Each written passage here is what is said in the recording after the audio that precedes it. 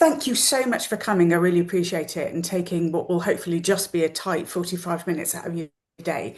So I really appreciate that. So many of you know me and you've come to training events and different things that I've done before.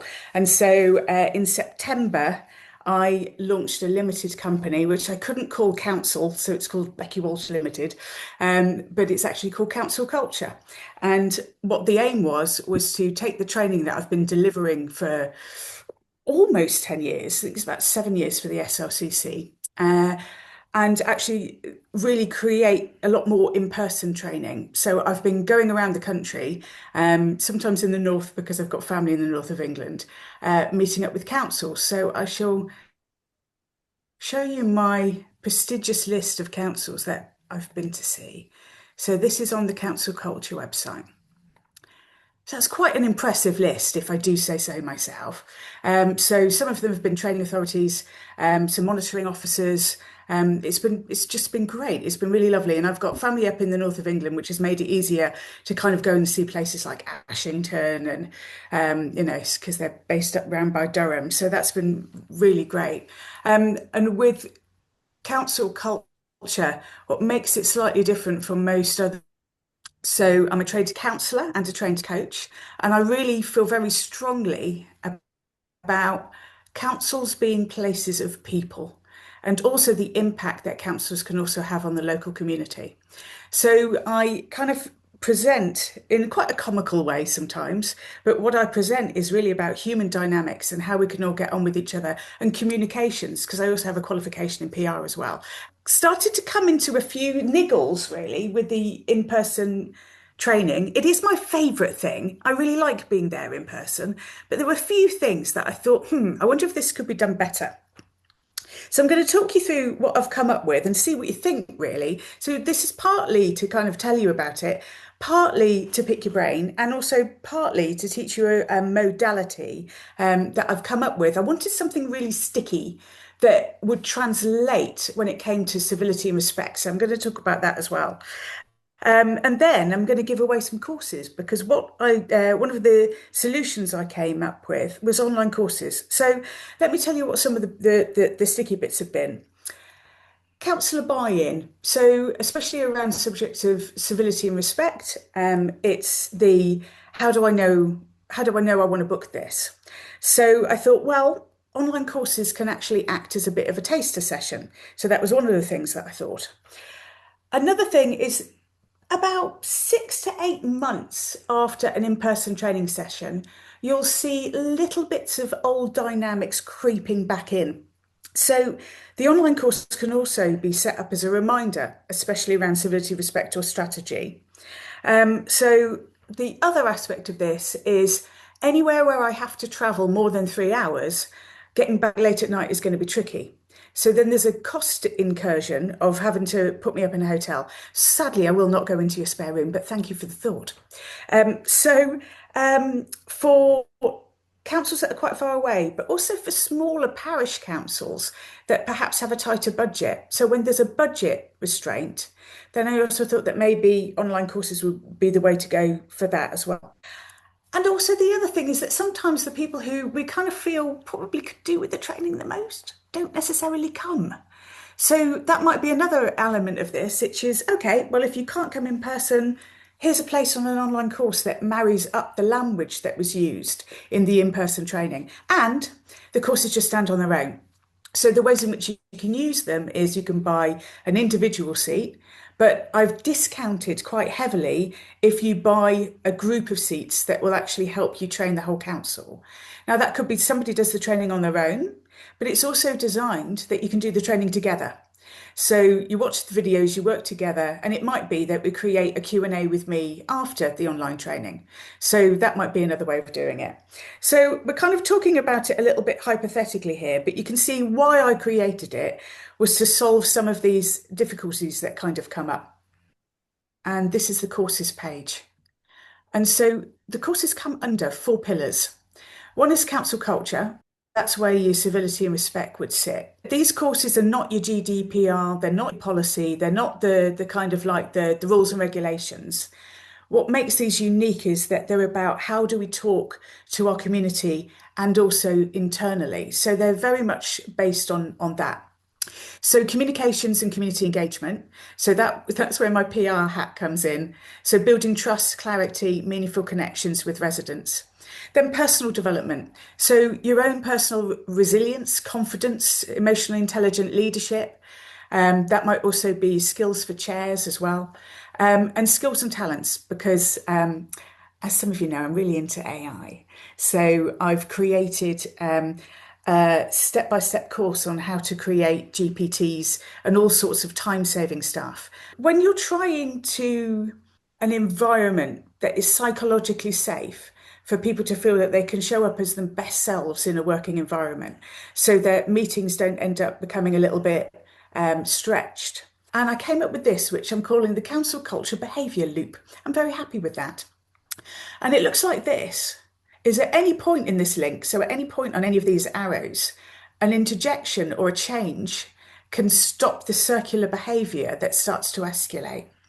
So quite often, I always teach about Bion's work on assumption-based thinking. So it might be the beliefs about the council, the public, or power.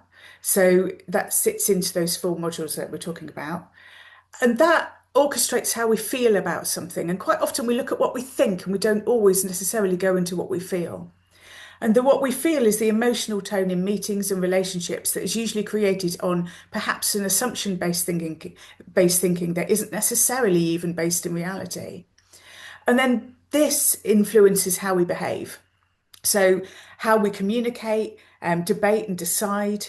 So belief influences emotions, emotions drive behaviours, and behaviour reinforces belief. So we kind of like go around in a bit of a circle. And so by having something that you could actually take that creates a language, it helps after the training to be able to kind of go, okay, so where are we in the behaviour loop? And how can we stop that behaviour loop? And that obviously ties into the training and how that kind of comes out. And that's why I wanted to create the online courses with a framework that is easy for people to digest, understand, and discuss, and almost like use as a language that can create an intersection, like a stop point before things start to escalate. The school itself, I've managed to create 3 courses, which I'm proud of. So let me show you how that would work and how we would run through that. So let me share my screen with you again. This is the Council Culture UK website. And over here is the Council Culture Academy, which is where you would go. Then we go into book courses. And this is the course programme. So you can view all of the courses here. These are the flagships. So the council culture, community engagement, personal development and skills growth. Only 2 of these have got courses behind them at the moment, but you know, it's early days. So for 1 seat, it would be £120. And then this is where it gets clever. So let's just demonstrate it with this one. So if I come over here, this is what's known as a landing page, and that gives you all of the information about the course itself, including a little video from me and the curriculum so that you can share that with councillors. It's a good page to share. So you can sign up for, this is your sign up page. When you go into the quantity box over here and you click 10, then it automatically drops the price. So that's 10 seats, so it would hopefully take up most of the council. And the discount is 720 quid, because I really believe that education has a power to it. So if you're only educating one person or a couple of people in your council, then it's kind of almost creating a power dynamic where some people know stuff and other people don't. And what we're trying to create in a way, especially around civility and respect, is a language that we can use so that when things get tricky, we have a common understanding of what's happening, what the problem is. So it becomes about the system rather than it becoming about an individual. So rather than saying, well, you're the problem, you're acting like this, we can say, as a council, we're getting into this loop. So the way out of this loop is like this. But if only some of the council know about the language and are able to actually kind of go, this is what we're doing. This is how we get out of it. This is the rupture. This is how we repair. then unfortunately you've got a power dynamic that means that some people aren't really going to know. It could exasperate it even more. So that's why I've taken that down. So that would then make it so £720 cheaper at 480 quid. And also, it also means that if I'm coming in to do a strategy blueprint, it might be that we don't charge that at all. It becomes part of the in-person training. So it just gives so much flexibility, having created something online that you can just keep going back to and keep referring to. So you've got like a whole year's worth of being able to have access to this. So you keep reminded of the training that you've had previously. So yeah, it just gives it a bit more flexibility, if that makes sense. Is there an option to pay by check? Yes, you can pay via invoice. I don't think you can pay via check. I don't know if we do those things anymore. But yes, you can pay via invoice, but that will be through Thinky Think directly. Because I know that for a lot of councils, we don't have credit cards necessarily, or we don't want to max them out for sure.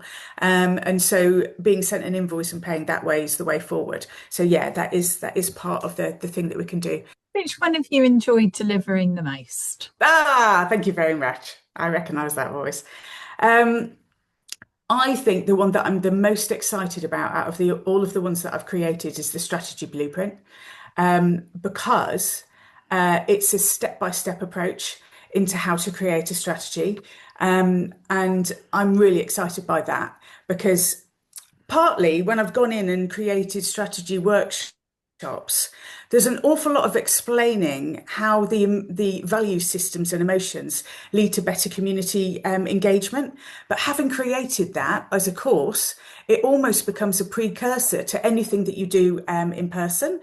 So that's really exciting. So it means that that kind of like cuts down a bit of the in-person time, and it also acts as a reminder afterwards so that you can kind of go through the course and pull all of that together, and it's got the worksheets so you can just do it step by step, whereas a lot of that I then send as a document, which is great, but it just makes it so much easier if you can see it in front of you. So that's probably the one that I've enjoyed creating the most. The AI course, the AI course is a living course, and I'm going to make quite a few living courses. With AI, it updates. So if you've created a course, you need to be able to go in there and edit out any information that doesn't make sense anymore. So we can do that on the course. And also, if new things come out, because I'm a bit of a geek, I'm always looking at things and I go, oh my gosh, that's brilliant. That would be perfect for a council. I'm going to create another training. So within that year, you can always go back into that course and find any new developments that have taken place in AI. So that makes that a living course. So you can keep coming back to that one as well. So that's really good. There's the Council Strategy Blueprint, which is about how to create your strategy. It is a step-by-step guide. The one on civility and respect it is not necessarily going to help if you've got a council that is in real flux. That would need a council culture reset, and I'm happy to come in and do that. But it could be that that becomes the taster session for a council culture reset. So if you're in real dire straits, like we're calling monitor officers and things like that, that course won't take you there. You would need in-person training for that. But if you're thinking about signing the Civility and Respect Pledge, or you've already done it and you want to get some training to back up the Civility and Respect Pledge, that's absolutely perfect for that. So that is how I would use that one. So that explains the three courses that are there. Course ideas that I've got coming up will be around how to work with the media. So that might be around press releases, how to do interviews, all of those kinds of things. We're going to be creating ones on burnout and emotional resilience. Some of my favourite subjects, how to regulate your nervous system. That's going to be a really good one. This academy is going to literally become a library of interactive courses. So the courses are made up of worksheets, videos, downloads, things that you can keep and put on your desk. And I'm also going to be creating what I would describe as magazine style courses with multiple teachers. So, I'm not an expert on menopause, so I'm going to find somebody who is, and we're going to create a course together. So things like that. So courses on neurodivergence with some experts in the fields on dyslexia and different elements. So we'll start creating some magazine ones that are made up of interviews as well as course parts. So it feels like an exciting future. I'm glad that I've done it, but just really need to know what you guys think and what your feedback is. Do you think that this would be useful? What kind of courses would you like to see put into it? So you can either let me know via email. So there's about 30 of you that have signed up for this, which is really lovely. And so what I did was everyone who signed up, I put your name in here, and I'm going to give away 10 places, not just to one council, but to individuals. And so with those 10 places, you can choose which course you want to do. So out of the 3 that are currently available, or out of future courses that you might want to do. So the 3 that are currently available is the Living course on AI, there's the Council Culture Strategy Blueprint, and there's the Human Dynamics of, I'm going to pull out some names out of here, and then I will contact these people and let them choose the course and give them the course sign-up voucher. Okay. Yeah, it sounds great, and would love to get my council involved.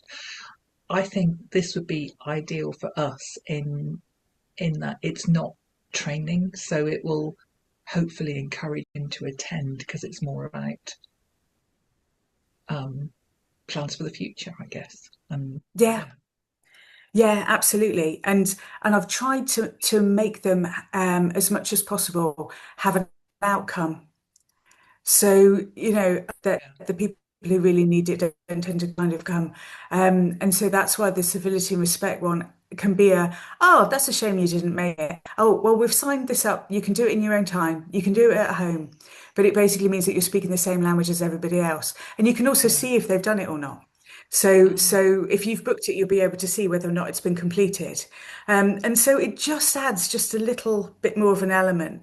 But yeah, when it comes to the strategy blueprint, if the problem is if you don't come to a strategy meeting and yet you will then disagree with everything that comes out of it, it then just slows everything down. And so it's trying to make sure that, with this, I think I really wanted to find a way to, because one of the things I keep being told is, you can lead a horse to water, but actually creating an online course, especially with the presenter, who could come and see you in person, means we've kind of created a little element of safety, because I think it is quite scary I think training can feel quite daunting, and especially around civility and respect. Like, am I going to be, is someone going to come in and tell me off and tell me I'm being a bad human being? But actually, something like this, my humor doesn't come across quite as well in the online courses as it does in person, because obviously the humor is the thing that breaks through the barriers where people feel defensive, and that's how you can really make in-person training land, because it's almost like being in a comedy event, but not quite, because I'm not so much up for heckling anymore, so it just has that sort of gentleness about it, where it might be that they go, okay, well, we'll do this course, it's 5 parts, it's going to take 90 minutes, and that can be the thing that creates the safety for people to feel that they can turn up to something that's a half day in person, workshopping, post-it notes, large paper, and multicolored pens. Hopefully we've just managed to kind of like solve that as an issue, but we'll see. Kathy, thank you so much for your positive comment. Appreciate that. Thank you. Becky, can I just say something as well? Just some feedback that we've had. So with the very clunky Assertion 10 GDPR freedom of information type training ahead of the end of year this year, and obviously the new regulations that we've got to follow, the feedback from councillors is it is so painfully boring. They've been at work all day. They then come in, they sit down on a Zoom call, they're talked at, there's death by PowerPoint, which we know that there is an element, there's got to be a point of PowerPoint, but do people really need to read off of that PowerPoint? Are they, are they not able to talk and make it more engaging? And it's the one thing that I've had fed back from one council, my other council that you're not as familiar with. They've just said, like, oh my God, it's so awful. Some are putting complaints about people being rude. And I think that quite often for councillors, when they are like half of my work, half of them are retired, but when they have been at work, they get in, they sit down, they've just got this and I don't think it's absorbed as well as it could be, because the delivery is quite poor, and I just wanted to feed that back in, because it's something that's been really apparent with getting all of this ready ahead of the audit training. So yeah, a new vision with new interactions and different thoughts, rather than I just need to sit here and listen to this, and actually I'm thinking about something else because I'm not engaged, and there's no change in tone in the voice. There's no, and I know that with you on, that's not your style at all. And that's something that from our local providers in this part of the world that really frustrated by. So just thought I'd share that. Yeah, I've heard that too, and so a lot of the webinars that I've done for the SLCC, people are like, oh gosh, at least actually that was one piece of feedback I had with the last training I did for the SLCC with the strategy. Is that they had gone to previous training and that they had just found it really boring, and a lot of it was like, I'll go and take a look at what other councils are doing, and they were like, but I need a plan. What's the plan? And it's delivering the plan, but also delivering, I think councils are predominantly human. There's, you've especially for councillors, I always ask a question when I do in-person training, which is, what made you become a counsellor? And the answer is always pretty much the same. Wanted to deliver something good for the community. Could be I got frustrated because stuff that I wanted to see happen wasn't happening, and I wanted to do something good for the community. So off the get-go, we've got passion, and I know we've got protocol, and I know that we've got all of those things that we've got to adhere to. But actually, we've got people who are passionate about getting something done. So there needs to be passionate delivery of somebody who's excited to actually deliver it. And I know, like, this is the thing, I can say this, but I think even if I was sort of presenting GDPR, I would probably be doing it with a large sense of humour. Thank you so much for attending. I really appreciate your support. You take care. Bye-bye.